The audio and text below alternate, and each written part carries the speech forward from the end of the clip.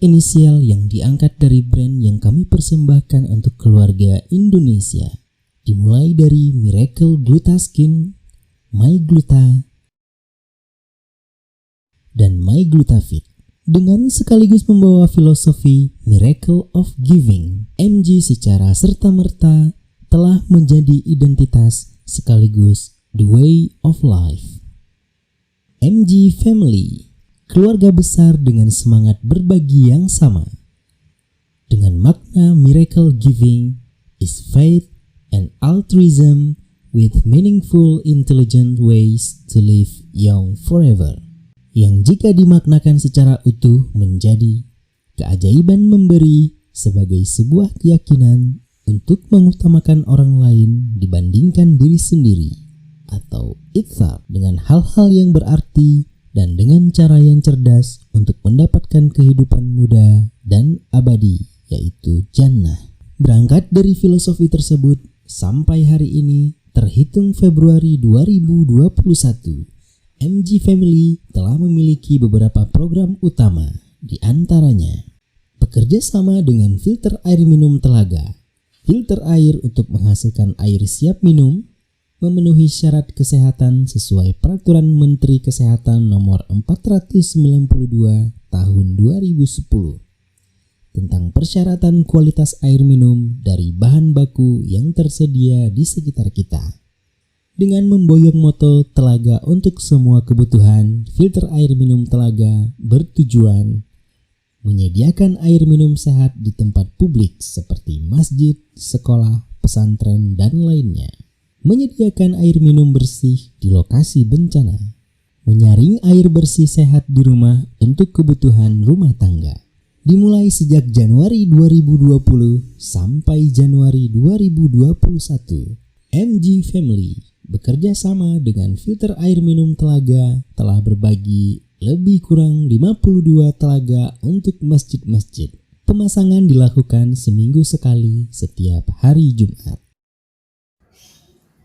Ya, bismillahirrahmanirrahim. Assalamualaikum warahmatullahi wabarakatuh.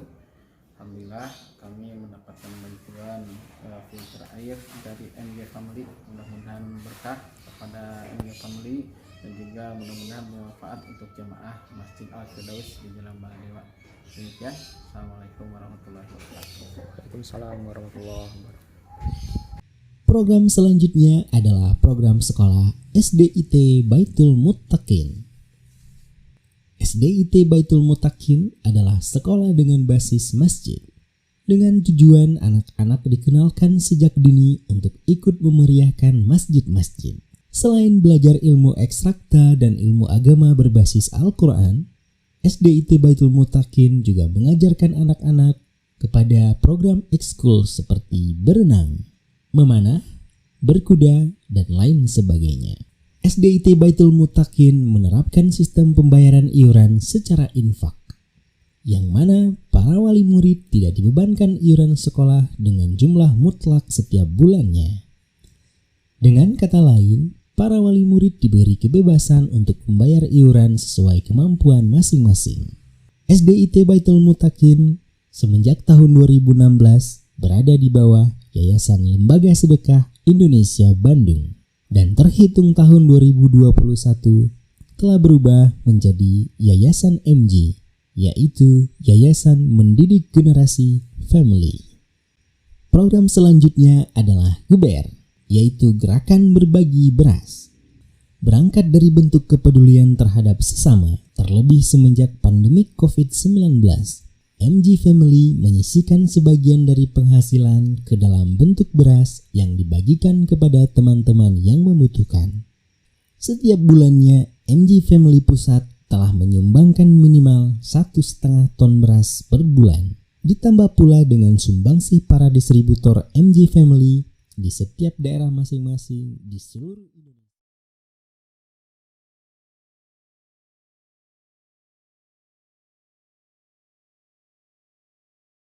Nah, saya lagi baca buku. Baca apa?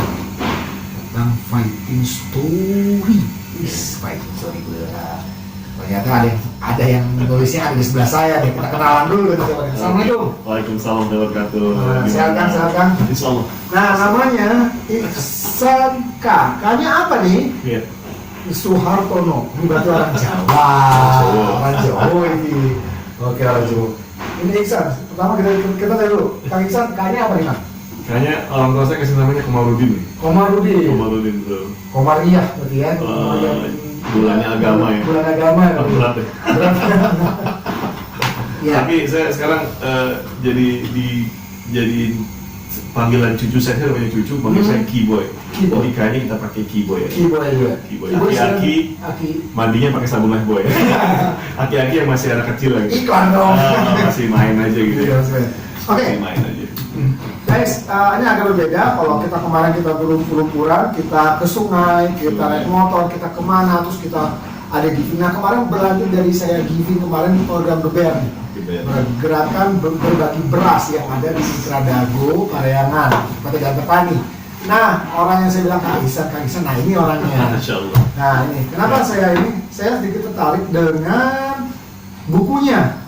Bukunya ada fighting story di sini. Apa ini fighting story?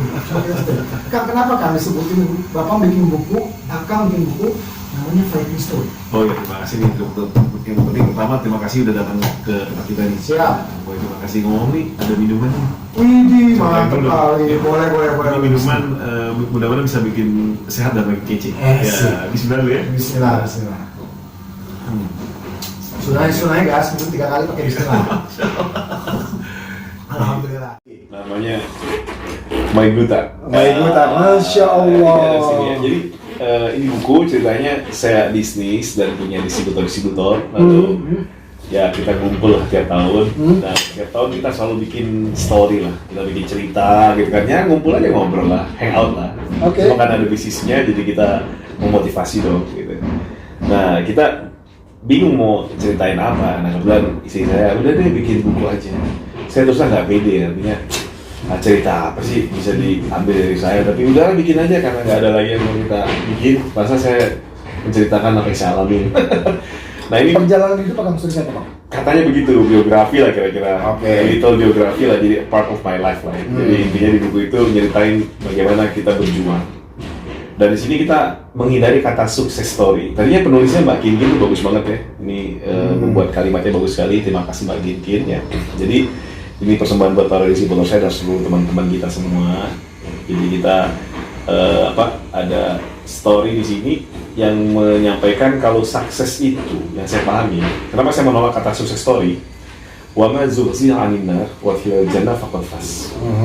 Faz itu adalah berhasil atau sukses yang saya pahami. Jadi kalau Anda selamat dari api neraka, masuk surga, baru sukses.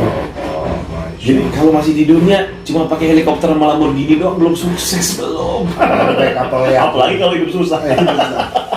Lah. Kalau manasin mobil sport kita manasin sop. Siap. Nggak sukses. Aduh, jauh banget gitu. Jauh. Jadi ukurannya bukan dunia. Oke. Ya menjamin Anda kaya, Anda sehat, belum tentu, nggak ada. Tapi ukurannya kalau nanti kita ketemu di surga, wih, Bro Omar kayak temen gue nih, wih bener, wah kita sukses bro, masuk surga berdua. Itu sukses namanya. Itu sukses namanya. Itu sukses story. Kalau sekarang baru fight, apa itu? Berjuang mudah-mudahan ke sono. Kalau sekedar berjuang kaya atau di dunia berhasil, tanda kutip ya rasanya sih yang saya pahami bukan definisi yang saya pahami. Titik balik atau Fighting story, ya. Fighting story ini dari mana loh? Jadi kalau di buku itu nyeritain awalnya saya ya lahir di Palembang kan, tahun 74, bapak ibu saya dosen. Saya juga pengen jadi dosen ya. Tapi dosen yang bukan cuma baca buku sekali lalu mengambil gaji ribuan kali. Saya pengen make story, kemudian menjadi history, lalu telling the story. Saya nyoba ini, ternyata bisa loh. Eksperimen lah kira-kira. Nah, jadi pengen jadi dosen kayak gitu ya. Jadi misalnya, Kang Boy, saya udah nyoba nih, misalnya bersedekah, bener Allah janji, saya selamat aja, ada aja jalan keluar dalam kesulitan. Nah itu kan experience, saya mau ceritain itu. Jadi memperkuat nih dalilnya ini, kita ngalamin, nah kita mau seperti itulah.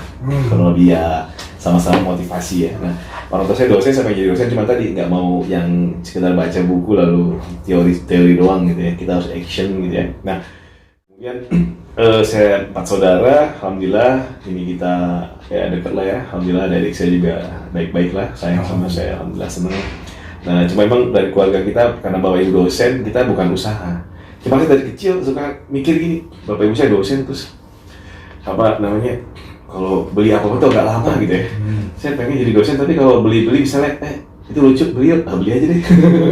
Kayaknya nggak bisa nih. Oh ternyata usaha. Kalau bisnis kayaknya agak cepat nih. Kayaknya sih.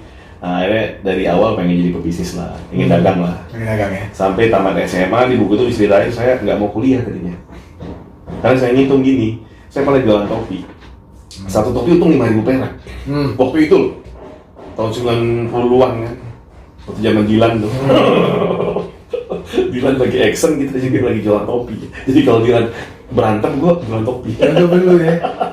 Jadi tahun segitu istilahnya kita jual topi ngitung untung 5.000 deh kalau nggak salah, saya lupa deh. Saya ngitung kalau 5.000 sebiji, untungnya kalau gue jual sekapal kelar masalah gue. Betul gak? Rumah, mobil, selesai. Betul ya? Pikirannya Jadi pikir, nggak usah kuliah deh, jual topi sekapal aja kelar. Pemikirannya. Pikiran simpel aja. Nah habis itu papi saya manggil papi kan. Papi saya nanya, mau nggak kuliah? Ya mau ngapain? Bisnis. Bisnis apa? Bisnis apa ya? Nggak tahu nih. Jadi saya cerita sama karyawan nggak begitu. Berhayal teknisnya nggak jelas. Ya udah kalau nggak tahu kuliah aja dulu. Ya udah deh. Benar juga. Cari yang murah lah gimana caranya. Ya alhamdulillah nasib lah ya Allah kasih kemudahan, saya keterima di farmasi lah. Farmasi ITB ya, itu pun ada bisnis juga. Saya ngitung kalau obat-obatan atau itu kan orang butuh ya. Kan kalau kita ketemu kan pertama kali ditanya, how are you guys? Apa kabar men? Ya kan, bukan duit lo berapa ya? Kagak ada. Apa kabar? Berarti kan ditanya apa pertama? Sehat ya. Terus itu kesehatan kan? Oh berarti ini bisnis juga dong, orang pengen sehat dong. Ya kan? Orang akan bayar berapapun untuk sehat kan? Saya pikir, wah ini bisnis juga. Dan gue ngebayangin kuliah di farmasi itu dingin ya kan, maksudnya nggak kepanas-panasan kan, kalau tambang geologi semua kan waduh nggak tahan ya kan, keringetan. Jadi idenya begitu. Ya intinya kuliah di situ. Ya alhamdulillah saya dari SMA punya ya zaman dulu nggak ngerti ya, punya pacar lah kan, pacar lama, kelamaan pacaran. Intinya tamat kuliah saya nikah sama istri saya yang sekarang alhamdulillah ya, dan punya anak, lalu kita bisnis ya bareng-bareng. Nah terjadi beberapa bencana. Nah bencana ini ya karena kesalahan saya juga tentunya. Jadi di buku ini nyeritain kita bangkrut dan kita fight back. Dan fight back-nya bukan kita ngotot atau apa, tapi dimulai dengan pasrah tanpa keluh kesah. Jadi saya ngalamin bisnis itu pertama 2011 lah ya, agak gede-gedean. Nah, jadi awalnya kita bisnis rental mobil, jual pempek, pokoknya bisnis yang nggak pernah nyentuh angka 1 M gitu deh sebulan nih. Pokoknya angka ya masih juta-juta gitu kan. Nah pas ketemu emas, saya dalam waktu 4 bulan saya omset saya 65 miliar. Tapi pakai duit bank. Nah ini dia nih. Agak ribet ya? Ada yang bilang, Pak itu riba. Riba dari mana? Oh ya, pokoknya gitu deh, saya bantah-bantah aja terus. Ya penghasilan waktu itu lumayan ya, pernah 200 juta sehari, pernah 500 sehari, 1,2 M sehari pernah. Pokoknya, wah ini banget lah. Pokoknya duit lo kan nggak bisa rugi. Ya nggak juga sih, untuk ukuran saya nggak pernah punya duit segitu, banyak banget. Waktu itu. Ya waktu itu waktu itu mau sekarang juga sama aja, di segitu dapat 500 juta sehari. Ya amin, itu sih amin, iya, betul. Kan? Tapi masalahnya kan sumbernya itu, itu dia. Benar. Jadi lucunya gini, kita ngerjain ya riba lah ya, itu riba lah, kurang lebih salah lah. Tapi doanya gini, ya Allah minta rezeki yang halal. Alhamdulillah doa saya terkabul. Iya. Bangkrut saya. Balikin ya ngomongnya. Untuk kita investasi emas, logikanya nggak mungkin turun. Jadi semua data mengatakan harga akan naik. Data itu kan? Data, semuanya mengatakan demikian. Jadi saya waktu itu udah ngitung, saya untung 5 miliar lah kayaknya. Ditahan lagi, saya untung 7 M lah.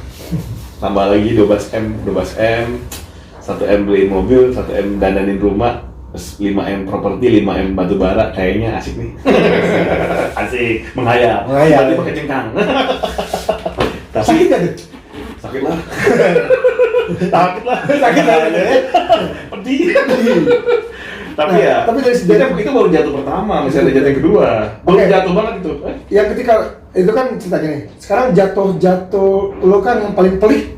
Ya, yang keduanya, jadi udah rugi emas tuh ya miliaran tapi masih di bawah 5M lah ruginya.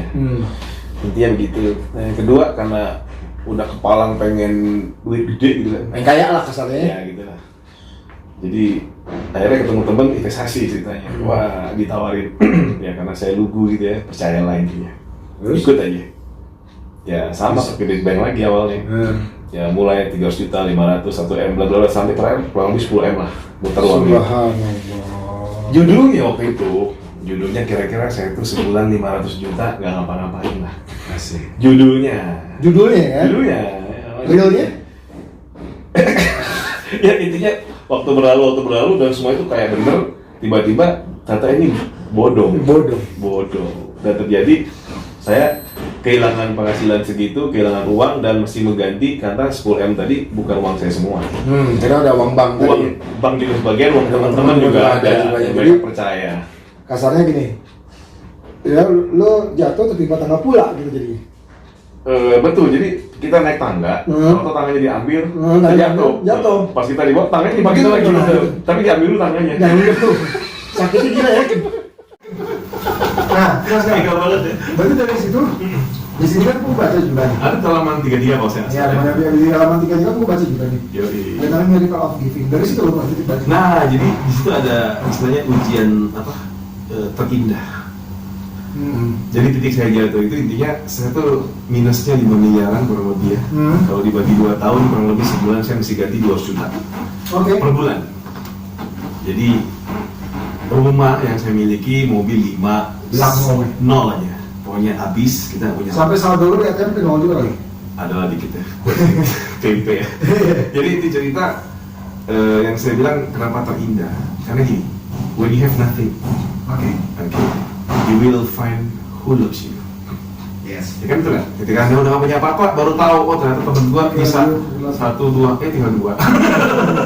Ini udah paksa begini. Itu pun lagi utang. Sebetulnya nggak tahu dia ada kolektor ya. Bodoh kali. Ngerasa ya? Rasa di gue juga gitu ya. Emang bener ya. Jadi intinya poinnya adalah ketika tiap malam saya tuh, ya karena saya kan nikah itu benar-benar saya sayang. Waktu nikah tuh gini, gue kasih tau, gue tuh cengeng, soknya doang kayak, wah kayak sangar dalam hati rinto gue ya. Nah, Asik. keluarnya pengen kayak Rembo dalam hati rinto ya. memori. Jadi itu cerita, waktu nikah gue nangis 3 kali. Why? Karena pas gue saya terima nikahnya dengan mas kawin begini, berarti kan tanggung jawab bapak depan saya ini jadi tanggung jawab saya. Satu. Anak yang dia sayangi, dia bela, dia didik dengan baik, dia nafkahi, lalu pindah ke saya tanggung jawabnya. Iya. Allah. Kalau nggak bener, aduh, saya nangis, bener-bener nangis. Saya 3 kali sampai saya ngerasa kok cengeng banget ya. Tapi kata penghulu ya tenang, berarti anda emang belum pernah nikah, ya, makanya nangis-nangis. Karena saya nggak tanggung jawab itu. Jangan kan saya nikah ya, misalnya tahun 97 saya nikah, tahun 2000 adik saya nikah. Oke. Adik gue yang nikah, adik gue Lu yang nangis? yang nangis gue. Karena pakai tisu, yang lain dihukum kayak nangis. Saya bilang, oke adik saya mungkin baru beres sekolah dari luar negeri, mau kerja, mau segala macam. Tapi itu kan katanya. Kalau nanti Allah kasih ujian dia susah, terus dia kan mesti bertanggung jawab sama anak orang, saya, aduh, adik gue sanggup nggak ya? Saya khawatir loh. Beda dengan adik saya nikah, adik saya yang 2 kali perempuan. Waktu adik saya yang 2 nikah, saya nyantai aja, kenapa? Tanggung jawab lu. Oh iya, kadang kan kita laki. Karena tanggung jawab laki-lakinya kan bukan tanggung jawab istri. Sorry nih gue potong. Gimana gitu? Lu kok ada pola pikir kayak gitu sih kan? Lu ada pola pikir ya? Ini teman-teman bilang, kok ada pola pikir bahwa ketika lu menikah, karena jarang yang gitu loh. Jujur. Maksudnya gimana? Gini, pola pikir misalkan Lu mau nikah sekali loh, jangan nunggu lo. Iya, bukan gitu maksud gue ya. Kan Nyimpang. gini, jadi nikah ini, Ya. kita nyimpang sedikit ya, Yes. nikah. Katakan nikah, Heeh. lu ada rasa ketakutan, ada tangis, Iya. bahwa bakal tanggung jawab. Iya. Tapi yang gue tahu, nih, yang gue tahu nggak tahu kalau orang lain ya. Iya. Tapi gue sih, gue nggak ada urusan gitu kok. Ya sama kayak gini, ketika anda dikasih Ferrari misalnya, weh, happy guys, gitu kan?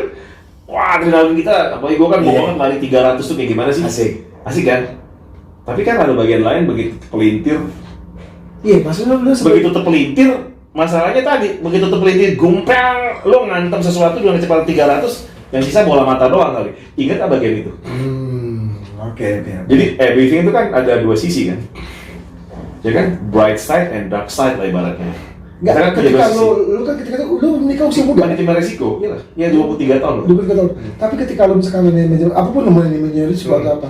Tapi kalau orang dasarnya istilahnya kan masih muda ya, masih muda ya 23 tahun. Kalau gue sih dulu Udah kepikiran kali gitu ya? nggak mikirin kayak gitu, maksudnya gue nikah, gue akan tanggung jawab, gue akan gimana secara dunia gitu kan. Tapi kan lu bisa mikirin, wah ini tanggung jawab ke gue, semua dosa. Emang gue kadang-kadang tuh jujur aja hidup nih kadang-kadang tanda kutip kayak orang gila. Jadi Nah, itu maksud gue gua tuh tanya. kayak loncat gitu. Kayak loncat, jadi gimana ya? Ya tadi orang belum boro-boro nyicil mobil, gue udah mikirin kalau punya Ferrari. Ya kan, tetangga ribut nggak, parkir di mana. Pokoknya suka loncat-loncat gitu. Dan termasuk nikah tadi, loncat ke depan kalau bangkrut, ya Allah, ini anak orang gimana ya? Pasti orang tuanya sedih banget. Nah, sementara saya punya sifat mungkin kurang bagus atau ini saya nggak tahu. Saya kan nyakitin orang ya. Ini gimana nanti kalau saya punya anak, misalnya saya nyakitin ini, nanti anak saya disakitin gimana? Ini yang gitu-gitulah. Jadi sebelum nyakitin orang, kalau dibalikin ke kita gimana? Nah, itu dia. Itu ya apalagi kalau pada saat itu shake hand salaman dengan calon mertua gue kan waktu itu kan beberapa detik sebelumnya, setelah salaman kan jadi mertua gue. Jadi kan berarti kan change the responsibility, dan ini kan bukan cuma sekedar ngasih makan doang. Iya. Karena yang terberat itu yang sekarang saya pahami, apalagi sekarang nih, kuang pusakum wa ahlikum nar. Selamatkan dirimu dan keluargamu dari Oke, api we know neraka. that. Yes. Ya, kita tahu itu sekarang, karena kita belajar, kita ngaji, Iya. kayak sana. Tapi gini, lu kok punya basic itu apa emang karena orang tua lo agamis juga dalam hal ini, dalam hal pengajaran saya agama ketat atau gimana? Ya kita sih agama biasa aja lah, ya bapak saya sholat masjid, ya ngaji, ya biasa lah. Nah, maksud gua secara ini ya. Jadi kan ketika ada istilahnya kayak nggak usah ngomongin orang deh, Iya. gue aja. Yes. Gue nikah, gue sekarang ya sorry gue udah display lah gitu ya, gue display Yes. dengan kodar Allah, dengan segala sesuatu ada permasalahan. Yeah. Nah, ketika gue menikah, gue nggak ada pikiran bahwa seperti yang lo pikirin gitu. Ya I mean that's itu kan kurang lebih Tapi- kalau di bisnis kan manajemen resiko lah kan. isi good way ya. Kan manajemen resiko. Jadi ketika kita tahu kan resiko itu kan diketahui dulu, lalu kita manajemen dengan minimal kan. Gitu aja kan. Jadi resiko itu diketahui apa masalahnya, kita minimalisir itu doang sih. Nah, membayangkan resikonya Oke. dan itu berat. Saya kadang-kadang Akan cari solusi atau gimana? saya cengeng sebetulnya. Itu intinya. Ya Saya- cengeng, tapi kan lo cari solusi kan? Oh iya dong, kan tentu cari solusi, dan ternyata, nah kembali lagi, ternyata dalam permasalahan kita muncul, ternyata semua jawabannya sudah ada. Nah itu. Ini gue giring Yeah. pertanyaannya dari sini nih. Betul. Nah, kenapa? Teman-teman Jadi, agak berat nih. Yes. Agak berat ngomongannya gimana? Gue sih gue giring ke sini sebenarnya. Ini MG tadi nih MG. gue giring. Yes. Nah, kenapa? Apa basicnya ada gimana? Oh ternyata tidak. Jadi karena tadi tiap malam nikah hanya nangis-nangis, apalagi ternyata bener gue bangkrut, gak punya apa-apa. Jadi tiap malam saya pegang tangan istri dan minta maaf. I beg your pardon please, I'm a poor man, saya orang miskin gak punya apa-apa. Kalau mau pulang saya ambil. Saya gak punya apa-apa. Terus, oke, kita masih tinggal di rumah ini, mungkin di garasi masih ada Alphard, masih ada Mercy, itu udah punya orang gitu punya. Tinggal orang ambil. Kalau saya nggak bisa bayar. Jadi saya punya apa-apa, hitungan per hari ini. Tapi itu tadi, ujian terindah itu saat ternyata saya minta maaf tiap malam, nangis-nangis sebelum tidur dan malam bisa tidur ya. Tahu sendiri 200 juta tiap bulan, gak ada uang, gimana sih rasanya, sakit banget ya. Inti cerita, istri saya bilang, kita hadapi bersama. Itu gue merasa, ya Allah terima kasih karena saya mendapatkan pasangan yang mungkin tidak sama gitu. Dan itu bukan cuma istri, anak-anak juga saya kumpul gitu. Waktu itu anak saya yang paling kecil umur 3 tahun ya kali, nggak ngerti dia masalahnya. Yang nomor 2 udah sekitar 10 tahun ya, laki-laki. Yang nomor 3 nomor 1 mungkin sekitar 5 tahun, berarti 12 tahunan SMP. Kakak, abang gitu, ayah bunda bangkrut itu artinya miskin, nggak punya apa-apa. Mereka nggak ngerti, karena mereka ada Alphard, ada Mercy, ada Fortuner, ada Innova, dia nggak ngerti miskinnya apa gitu. Tiap hari masih makan, dia nggak ngerti. Ya intinya bangkrut ini kemungkinan bukan punya orang, bukan punya kita lagi. Dan waktu itu ngobrol sambil gini, kita nggak usah masak, kita latihan. Biasanya tipikal gitu, prepare gitu. Kita makan di bawah. Kenapa? Kemungkinan meja di bawah. Jadi kami makan Jadi di lu bawah. manajemen risk lo itu kan lu pas Sebelum ditonjok, gua lu nama-nama lu. Lu aja pada bahasa gitu. Makasih maaf. Gitu begitu. jadi intinya yang gue dapat dari buku ini gue baca juga. Jadi lu benar-benar manajemen risk ini yang menjadikan lu menjadi miracle of giving. Ya jadi intinya tadi hidup ini sebenarnya cuma 2 kata. Oke. Ketika susah sabar. Oke. Ketika senang syukur, selesai. Nah, Itu doang. itu gimana Nah, caranya bisa ya tadi kita ambil janji-janji Allah. Makanya tadi intinya anak-anak saya kasih tahu saya bangkrut, ternyata mereka tidak nangis, tidak stres, malah jualan. Asik-asik aja anak saya. Anak-anak gue jualan makaroni atau makaroni goreng itu. 2.500, 20 biji, 50.000. Karena saya ada dokumentasi nggak? Ada fotonya tuh gimana? aduh, nggak tahu lagi. Baru dokumentasi loh kita. Nggak bisa tidur. Siapa tahu dong saya. Jadi pada saat itu badan saya loncat. Saya biasa di bawah 80 ke 90-an karena memang saya nggak olahraga, stres segala macam, nggak bergerak. Jadi badan saya naik 10 kilo dan sampai sekarang susah turun. Alasan. Tapi pada intinya ternyata anak-anak nggak cengeng, istri nggak ninggalin. Oke. Nah mertua luar biasa. Saking ngerasa saya susah, datang bawa beras. Saya mau ngomong, mah terima kasih perhatiannya, tapi masalah saya 10 miliar bukan 10 kilo beras. Saking sayangnya dia bawain beras, dia bikin kita nggak bisa makan. Sebenarnya bukan nggak bisa makan. Tadi lucu. Jadi kita intinya masalah ini bagaimana ngadepinnya. Nah yang pertama saya rasain ketika berat sekali 200 juta sebulan ya, berat banget kan waktu itu ya. Intinya kayak tenggelam. Jadi kalau tidur itu kayak apa? Lantai apa langit ini kayak apa? Air laut kita di bawah gitu kayak naik ke atas gimana gitu ya. Oke. Bisa kita rasain udah deh mati deh. Saya doanya ya bukan minta mati ya Allah. Lanjut deh. Rasanya nggak sanggup hidup kalau anak ini nggak saya kasih makan, istri saya nggak saya kasih makan, saya nggak sekolahin mereka, saya nggak sanggup ya Allah. Kenapa? Adik saya S2, S3, saya aja S1 lah, sebodoh-bodohnya gitu kan. Masa anak saya enggak gitu. Masa saya nggak sekolahin mereka ya Allah, tolong dong. Ya Allah, pokoknya kalau saya hidup jangan dikasih begitu banget, tolong ya Allah minta ampun. Pasrah, tapi kalau emang itu saya ya mungkin saya lebih mati aja deh, bilir gitu. Udah pasrah gitu, terserah Allah deh, mau dimati juga udah pasrah. Nah begitu kita begitu, ya ada rasa kayak agak ringan, pasrah aja, kayak tenggelam. Jadi plus aja ya. Plus, nyerah, Plus aja. give up, Udah pokoknya apa yang terjadi udah yang penting udah ikhtiar, udah ngelakuin apa enggak udah. mati deh. Nah, kita Sudah, nanti kita lanjut lagi sekarang ini. Oke, teman-teman nanti kita lanjut lagi ya. Kita ngobrol lebih intens lagi tentang dari buku Fighting Story-nya dari Kang Iksan tadi. Iya. Oke, kita lanjut lagi ya. Masih dengan Boy baru punya cerita. Oke.